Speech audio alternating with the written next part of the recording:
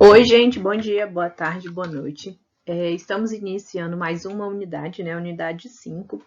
E nessa unidade 5, a gente vai estudar literatura, né? E três períodos literários, né? Ou seja, três escolas literárias. Nós vamos estudar romantismo, realismo e naturalismo, beleza? E aí a gente tem um grande objetivo, né? Ao final dessa unidade, é identificar, dentre os períodos literários, suas principais características, autores e as obras, beleza? Porque cada escola literária ela vai ter um contexto histórico, né? Através, né, dela. E aí também vamos ter, cada obra vai ter, de acordo com cada período literário, né? De acordo com cada escola literária, a gente vai ter características, né? Autores e também as obras, né? De cada lugar vai ser, de cada período literário vai ser de uma forma essas características. Então vamos lá. O romantismo. O que é o romantismo? O romantismo foi um movimento artístico e filósofo surgido nas últimas décadas do século XVIII na Europa, que perdurou por grande parte do século XIX. E a característica dela, né, era como uma visão de mundo contrária ao racionalismo que marcou o período neoclássico e buscou o nacionalismo que viria a consolidar os estados nacionais na Europa, né? O romantismo, ele e mais assim, mais tarde, né, o romantismo ele toma uma forma de movimento e o espírito romântico passa a designar toda uma visão de mundo centrada no indivíduo, ou seja, no homem, né? E a galera que escreveu, né, sobre isso, eles voltaram assim cada vez mais para si mesmo, né, retratando o drama humano, né, as melancolias, né, os pensamentos, os amores trágicos, né, os desejos de escapismo, né, toda aquela eles idealizavam, né, bastante o ser humano, principalmente a mulher. Né? Se o século XVIII foi marcado pela objetividade, né, pelo iluminismo, né, quando sai, não tem uma idade das trevas mais, né, mas a luz, né, tem brilhado ali nos pensamentos do ser humano. O século XIX, né, o início desse século, seria marcado pelo lirismo, pela subjetividade, pela emoção e pelo eu. E aí, né, o romantismo ele proclama a liberdade de criação e de expressão. E nós temos algumas características dentro do romantismo, né? A liberdade de criação e de expressão, o nacionalismo, né, essa questão de ser patriota, né? O historicismo, medievalismo, tradições populares, individualismo, egocentrismo, pessimismo, escapismo e crítica social. Olha só, essas características predominantes do movimento, mas as suas tendências foram diversas, né? A gente teve algumas coisas que prevaleceram também na questão do romantismo. Sempre quando eu penso em romantismo, nessa escola literária, né, o romantismo, eu penso em duas coisas, tanto no nacionalismo, né, que eles gostavam muito de escrever sobre esse patriotismo, né, e também da questão do pessimismo, né, da melancolia. Eu sempre quando vou falar com alguém sobre romantismo, eu penso nessas duas ideias, né, nacionalismo e pessimismo, melancolia.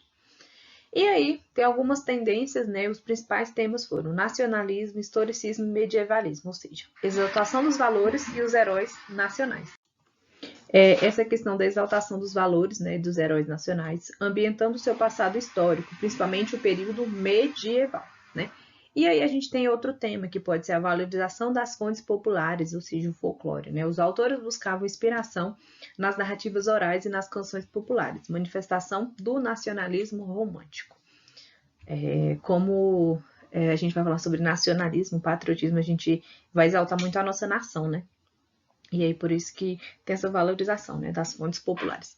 Tem também o confessionalismo, né? Os sentimentos pessoais do autor em dado momento de sua vida são expressos nas obras.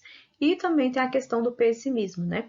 A melancolia do poeta inglês Lord Byron se faz presente em todas as literaturas. Portanto, a presença do individualismo e do egocentrismo adquirem traços doentios de adaptação, né? Ou seja, o mal do século, o tédio de viver conduz, ambiente exótico ou passado misterioso, narrativas fantásticas, né? Envolvendo o sobrenatural e também a morte como última solução, né? Então a gente percebe assim em um período, né? A segunda fase do romantismo é que tem muito essa questão da melancolia, né? Da tristeza e principalmente da morte. E também, né, a crítica social, né, essa questão da gente, a última fase do romantismo falando sobre muito a questão da você criticar a sociedade, né, os modos quais eles vivem, né? A questão do preconceito, tudo isso, né?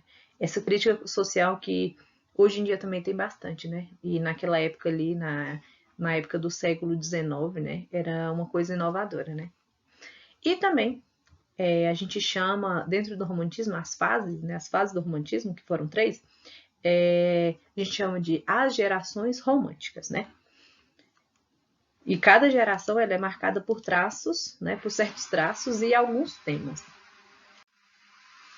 A primeira geração, né, ela vai falar sobre a questão desse nacionalismo, do medievalismo, né, do romance histórico em Portugal. No Brasil, a gente vai falar sobre o indianismo, né? A gente vai ver muitas obras voltadas para o índio sendo o herói, né? A segunda geração, né, é um período ultrarromântico, tanto em Portugal quanto aqui no Brasil. A gente vai ver muito essa questão do tédio, né? A emoção, ela vai falar muito alto, né?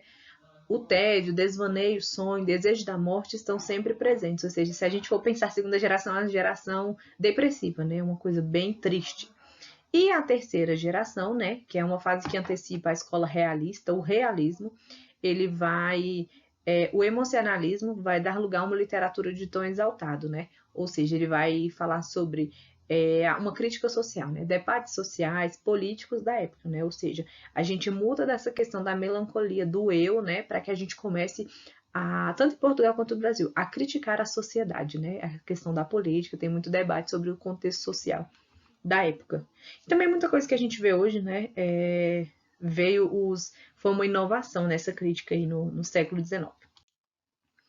Os principais autores do romantismo no Brasil foram Gonçalves Dias, né? Que fala muito sobre essa questão da canção do exílio. É um texto muito conhecido. Nós temos também Álvares de Azevedo, né? Que fala sobre... Ele é da segunda geração romântica, né? Lira dos 20 anos, Noite na Taverna. Então é uma coisa mais melancólica. Essa foto aí, né? É do Castro Alves. O Castro Alves, ele é um importante poeta brasileiro, né? Da geração condoreira. A condoreira vem do pássaro condor, né? E aí essa condoreira, ela é dessa terceira geração, né? Dessa terceira fase onde fala sobre essa crítica social, né? Tem um poema, né? Muito importante dele, um dos principais dele é o Navio Negreiro, né? Que fala sobre a questão do... O Castro Alves falava muito sobre o preconceito, né, racial. Por isso que ele traz esse poema, né, o Navio Negreiro. E também a gente tem o Joaquim Manuel de Macedo, né, que tem a Moreninha, o Moço Loiro, o Rio do Quarto e a Luneta Mágica. A Moreninha a gente trabalha muito na escola essa obra, com os meninos. José de Alencar também, né?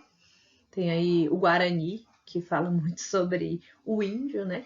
Considerado o principal escritor do romantismo brasileiro, né? O José de Alencar. Então ele é um dos... Vamos supor que ele seja o primeiro ali, né? Quando a gente fala de romantismo, a gente sempre tem que lembrar do José de Alencar, beleza?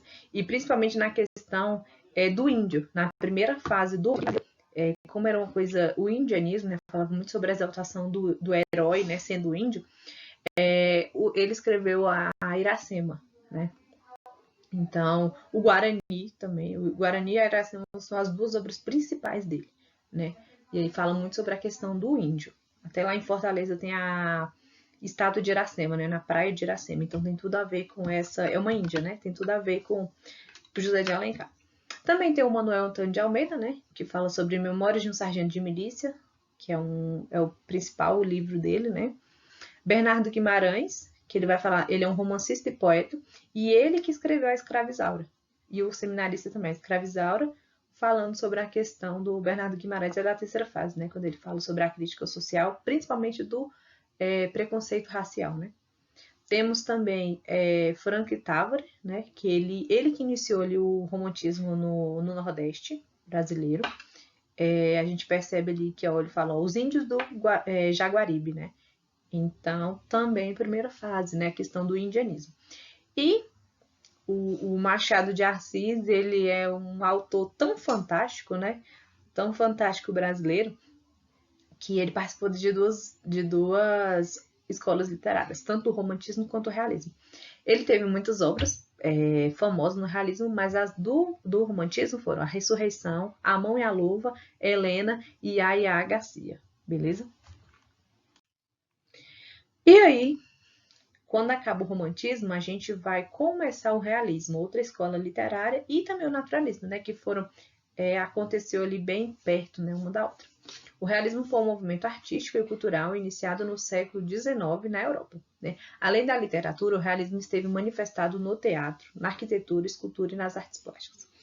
A gente percebe que as escolas literárias elas não influenciaram apenas na literatura, né? A gente vê que elas influenciaram no teatro, na arquitetura, na escultura. Tem muito lugar que a gente fala assim, isso aqui é uma arte barroca. Aí você pensa, principalmente em Minas Gerais, a gente vê muito isso. Isso aqui é uma arte barroca. Só que a gente pensa assim, mas o barroco não é só uma escola literária? Não. Ela vai influenciar todas essas frentes, né, da arte, das artes. Na Europa, o realismo surgiu durante a Segunda Revolução Industrial, né, num período marcado pela agitação política, social e cultural. Né, a Revolução Industrial trouxe outros olhos, né, para a sociedade. Além disso, o desenvolvimento do pensamento científico, filosófico e tecnológico. Né, tem aquelas questões das muitas frentes do socialismo, né, positivismo, determinismo, socialismo, liberalismo, democracia e o darwinismo. E aí esse realismo ele marca esse período, né? Aspectos refletidos nas artes, igual eu falei para vocês. E aí, o realismo ele é caracterizado por opor-se às ideias românticas. Os artistas desse período buscavam retratar a sociedade de maneira mais real, sem idealizações e forte subjetividade. Ou seja, no romantismo eles idealizavam bastante a sociedade, a mulher, né? Só que no realismo a gente vai mostrar o real mesmo, né? Sem idealização e mostrando a realidade das pessoas, né? Da sociedade. Beleza? E o realismo ele reflete as profundas transformações econômicas, políticas, sociais e culturais da segunda metade do século XIX, né? Quando a Revolução Industrial, que ela começou ali no século XVIII, a galera estava utilizando aço, petróleo, eletricidade e também, né, tiveram a questão dos avanços científicos, né, igual tem aí nos campos da física e da química, beleza? E aí, dentro ali da escola literária, né, o contexto histórico da escola literária realismo, surgiu aí o positivismo, né, do Auguste Comte, surgiu as ideias do Karl Marx, né, do Engels. Então, o Manifesto do Partido Comunista. Olha o que estava acontecendo ali no realismo. Então, a gente percebe que o realismo é uma era em que é uma escola literária em que aconteceram muitas coisas importantes para a nossa sociedade hoje em dia, né? E também o evolucionismo do Charles Darwin. Então, a gente percebe que o realismo assim, é uma das escolas literárias mais importantes, né? Por quê? Porque ali no contexto histórico, né, o pano de fundo dessa escola literária trouxe muitas ideias novas para a sociedade, né, para que a sociedade evoluísse. Também os conhecimentos que a gente tem hoje, a maioria são baseados nisso, né? O Brasil também passa por mudanças radicais, tanto no campo econômico quanto no político social, né? No período compreendido entre 1850, né, esses 50 anos, né, até 1900, beleza? A campanha abolicionista se intensifica, né, em 1850, teve a Guerra do Paraguai, a monarquia sofre a decadência dela e também a questão da Lei Áurea, né? A Lei Áurea aconteceu em tudo isso, então o realismo é muito importante, né? O contexto histórico, né, dele também. Neste contexto sociopolítico e científico, ou seja, uma crítica à sociedade, uma mudança da sociedade na política e na ciência, né, nessa questão da tecnologia, que surgiu o realismo, o naturalismo e o parnasianismo. A alteração do quadro social e cultural exigia dos escritores outra forma de abordar a realidade, menos idealizada do que a romântica, e mais objetiva, crítica e participante. Contudo, há semelhanças e diferenças entre essas correntes, né? As semelhanças residem na objetividade, na luta contra o romantismo e no gosto por descrições minuciosas. Se a gente for pegar uma obra realista, vamos supor que está passando ali, o livro está se passando em uma casa em Portugal. Então, eles pegam e descrevem até os objetos da casa. Tem uma obra que é realista, Os Maias, é um livro bem grande, né, esse livro, Os Maias. Até a Rede Globo fez uma minissérie sobre os maias. A gente percebe que os maias eles descrevem a casa inteira, né, dessa família. Então o realismo ele veio para isso, né, para essas descrições.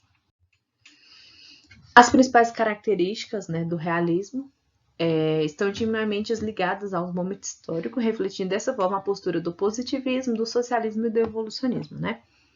Então, ela é bem objetiva, né? Tem um objetivismo. O homem mostra o homem voltado para aquilo que está diante e fora dele, o não eu, né? Porque no romantismo tudo era centrado no eu. O personalismo cede terreno para o universalismo, o materialismo leva à negação do sentimentalismo e da metafísica. O nacionalismo e a volta ao passado histórico são deixados de lado, né? O realismo só se preocupa com o presente, o contemporâneo. O romantismo era uma escola literária que fala muito sobre o passado, né? A melancolia, igual eu falei para vocês. Percebem que eu estou sempre batendo nessa tecla da melancolia. Já o realismo, eles falam sobre o presente, né? Viver o hoje e pensar no novo também, né? Na questão contemporânea. E eu trouxe para vocês também o resumo das principais características, né, do realismo. Oposição aos ideais românticos, né, então não tinha nada a ver com o romantismo. Retrato fidedigno da realidade, objetivismo, linguagem culta, descritiva e detalhada. Vamos pensar no realismo como algo bem descritivo e detalhado. Vamos falar sobre temas urbanos, sociais e cotidianos. Crítica aos valores burgueses, né, crítica à Igreja Católica, personagens comuns e não idealizados. Beleza? Porque no romantismo era muito idealizado. E um romance de caráter documental. E aprofundamento psicológico das personagens. O realismo é uma denominação genérica de uma escola literária que abrange as seguintes tendências. Então, nós vamos ter um romance realista, né? Uma narrativa ali voltada para a análise psicológica e que critica a sociedade a partir do comportamento de determinados personagens. Em geral, esses personagens eram capitalistas, né? Questão do dinheiro. O romance realista tem caráter documental, sendo o relato de uma época. E o romance naturalismo tem essa característica como análise social a partir de grupos humanos marginalizados, né, em que se valoriza o coletivo. O naturalismo apresenta romances experimentais. Alguns autores aí do realismo, nós vamos ter o Machado de Assis, novamente, né, porque ele tem obras no romantismo e no realismo. No realismo ele tem Memórias Póstumas de Brás Cubas, Quincas Borbas, Dom Casmurro, Isaú e Jacó, o Alienista. Então, assim, a gente percebe que são histórias que são bem comuns, né, que são bem conhecidas. Por exemplo, aí quando ele fala sobre Memórias Póstumas de Brás Cubas, é um cara que ele começa a contar a história a partir da morte dele, né? O Dom Casmurro aí do Bentinho e da Capitu, né? O nome dela era Capitolina. E o Alienista, né? Que eu acho muito legal a obra do Alienista. Ele é bem curtinho, se vocês tiverem a curiosidade em ler esse livro, assim, é uma coisa bem atual também. Nós vamos ter o Aloysio de Azevedo, né? Com algumas obras dele, o Raul Pompeia, aqui o Ateneu, né? Uma das mais conhecidas. O Arthur de Azevedo também. Nós vamos ter Adolfo Caminha, Domingos Olímpio, Inglês de Souza, França Júnior. Então, a gente tem muitos autores, né, no realismo, autores assim que a gente conhece. E o principal é Machado de Assis. E o naturalismo, o que é o naturalismo? Ele era uma observação fiel da realidade na experiência, mostrando que o indivíduo é determinado pelo ambiente e pela hereditariedade, né? O naturalismo ele surgiu na França, né, na metade do século XIX, e ele tem tudo a ver também, ele influenciou bastante nas artes plásticas, na literatura e no teatro, né? Ou seja, nas artes a gente pensa naquelas obras, né, bem bonitas do naturalismo. E ele foi uma extensão, né, bem radical do realismo, beleza? Então a gente pensa assim que eles podem ter acontecido ali na mesma época, mas uma coisa mais radical. Os romances naturalistas se destacam pela abordagem extremamente aberta do sexo e pelo uso da linguagem falada. O resultado é um diálogo vivo e extraordinariamente verdadeiro, que na época foi considerado até chocante de tão inovador. Ao ler uma obra naturalista, tem-se a impressão de estar lendo uma obra contemporânea que acabou de ser escrita. Então, se o realismo gera uma coisa bem real, né, sem idealismo, o naturalismo era uma coisa bem mais radical. Aí quando vocês falam assim, os romances naturalistas, essa palavra romance não tem nada a ver com a escola literária romantismo, tá bom? O romance que ele está falando é o gênero textual, tá bom? Essa questão da narrativa. As características do naturalismo, né? O mundo pode ser explicado através das forças da natureza, né? Tem a influência do Charles Darwin, né? Na questão do evolucionismo.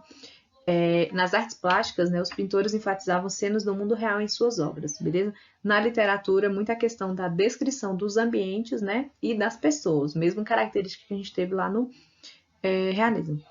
Na literatura é uma linguagem mais coloquial, né, informal. E os principais temas abordados nas obras literárias são os desejos humanos, os instintos, loucura, violência, traição, miséria e exploração social.